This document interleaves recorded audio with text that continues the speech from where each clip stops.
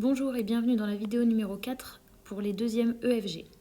On va continuer la théorie avec le grand 4, suite géométrique. Pour vous faciliter la vie, je vais structurer exactement comme pour les suites arithmétiques. Il y aura les mêmes titres, les mêmes parties, les mêmes théorèmes, sauf que ce sera pour les suites géométriques. Alors on commence avec le grand A, introduction, et un premier tiret, activité. Et on va lire le paragraphe d'introduction du livre.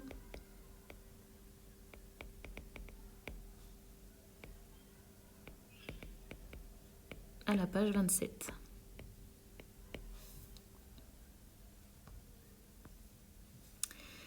Après les suites arithmétiques, dont chaque terme est obtenu par addition d'un nombre fixe au terme précédent, nous allons étudier maintenant les suites géométriques, pour lesquelles chaque terme est obtenu par multiplication du terme précédent par un nombre fixe.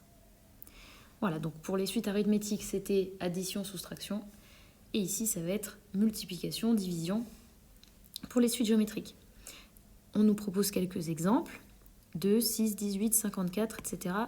Donc ici, pour passer d'un terme au suivant, on a à chaque fois multiplié par 3. Donc c'est une suite géométrique de raison 3. Ça s'appelle aussi la raison. On verra que par contre, on n'utilise plus la lettre R, mais la lettre Q pour la raison d'une suite géométrique. Deuxième exemple proposé, 48, 24, 12, 6. On a divisé chaque nombre par 2 pour obtenir le terme suivant. Alors attention, je ne peux pas dire que la raison, c'est 2. Je vais devoir transformer ça en multiplication. Donc diviser par 2, c'est la même chose que multiplier par 1/2. Ok, fois 1/2. Ensuite, au premier chapitre, nous avons vu qu'un capital de 6 000 € placé au taux annuel de 2% pendant plusieurs années à intérêt composé est multiplié chaque année par 1,02. Vous vous en souvenez, je crois?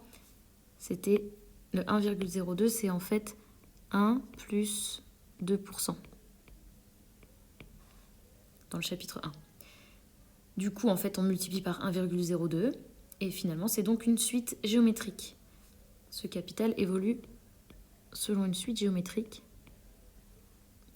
où la raison est 1,02.